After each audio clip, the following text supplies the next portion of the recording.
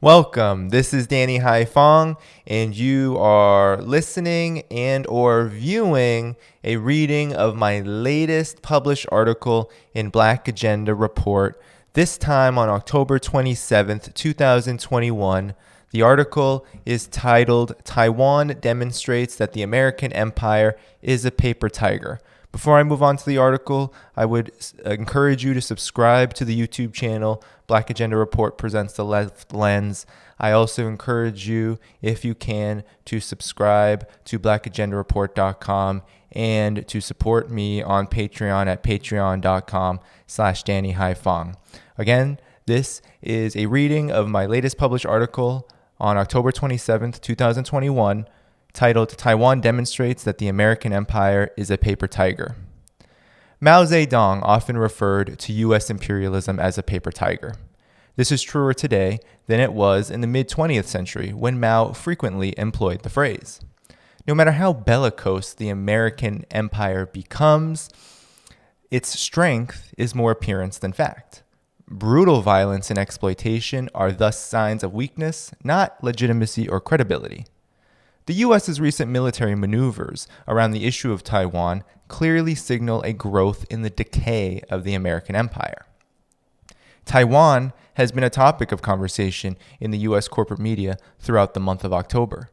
Headlines have circulated that claim China has escalated military tensions by flying its aircraft over Taiwan's so-called Air Identification Defense Zone, or ADIZ. The ADIZ was created by the United States after World War II and isn't recognized by international law. In fact, Taiwan's so-called ADIZ includes large portions of mainland China. This hasn't stopped the U.S., however, from beating the drums of war. The U.S. Department of Defense under Joe Biden has affirmed its commitment to threatening war with China over Taiwan. Pentagon Press Secretary John Kirby has warned that China's so-called pressure campaign on Taiwan requires the United States to step up efforts to protect the island from danger. Just days after Kirby's speech, U.S. and Canadian warships sailed through the Taiwan Strait in a show of joint military force not seen since the U.S. normalized relations with China in 1979. This blatant intensification of military aggression came just weeks after reports surfaced that the U.S. had spent the last year secretly deploying special forces to Taiwan. The American empire has a long history of using Taiwan to meddle in China's affairs. After pouring heavy financial and military support to the KMT, or Kuomintang's, brutal war against the communist-led revolution of 1949, the U.S. supported the KMT's exile to Taiwan. The U.S. heavily militarized Taiwan and even threatened to use nuclear weapons in an attempt to undermine the Chinese Revolution. More than 2 decades would pass before the U.S. would cease its prevention of the People's Republic of China to gain full recognition at the United Nations in place of the so-called Republic of China government located in Taiwan. In 1972, the U.S. signed the Shanghai Communique, a document that stipulates U.S. recognition of Taiwan as part of China and clearly articulates that the U.S. will cease all attempts to militarily intervene in its affairs. That Taiwan is a part of China is not controversial outside of the parasitic lens of U.S. and Western imperialism. Taiwan has experienced centuries of colonial incursions.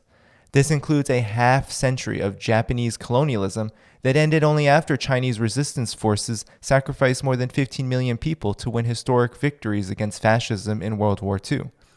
The return of Taiwan to China is thus an important victory for the anti-colonial movement, and it is this victory that the United States is currently working hard to reverse. Former U.S. President Donald Trump and current President Joe Biden have provided staunch support for the Democratic Progressive Party, or DPP, the separatist ruling party currently in power in Taiwan. In 2019, Trump signed the Taipei Act into law, which encourages the U.S. to facilitate deeper ties between international organizations and Taiwan's separatist-led government. This blatant violation of the One China policy has been followed up with billions worth in military arms deals to Taiwan. After Trump approved $1.8 billion worth in arms sales to Taiwan to end his administration, Biden signed off on another $750 million more in transfers to Taiwan, which included 40 M109A6 medium self-propelled howitzer systems, big tanks. These maneuvers bolster the Western-oriented government in Taiwan led by President Tsai Ing-wen, a devout separatist who has openly called Taiwan, quote-unquote, vibrantly democratic and Western. U.S. interference in China's relations with Taiwan has made a profound impact on U.S. public opinion. More than half of Americans now support U.S. military intervention in Taiwan.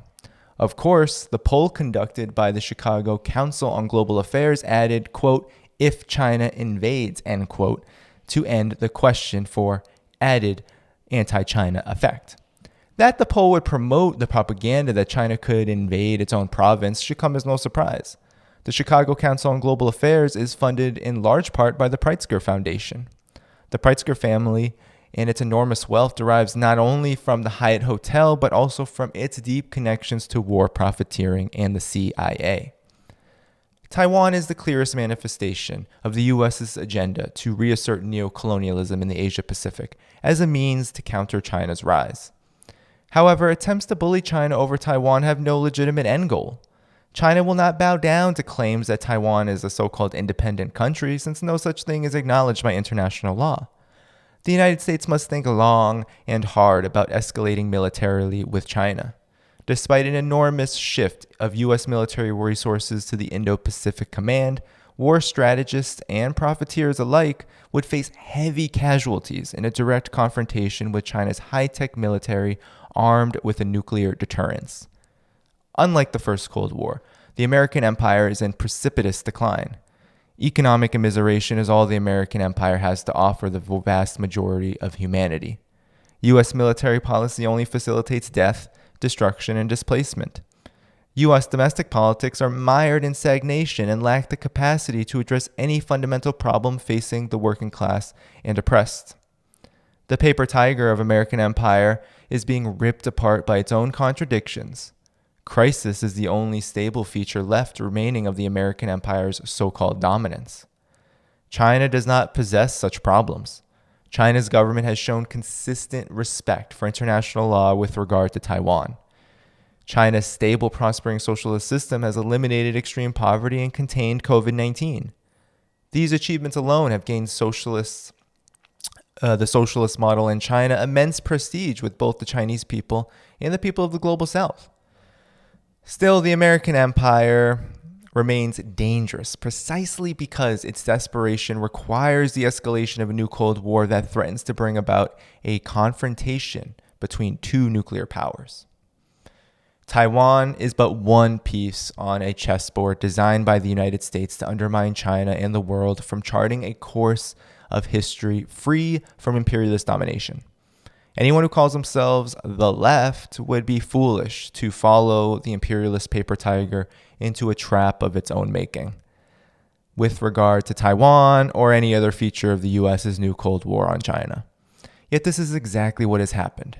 Most of the left has abdicated its responsibility to oppose U.S. imperialism and therefore shares responsibility with the right for the U.S.'s hostilities towards China to continue.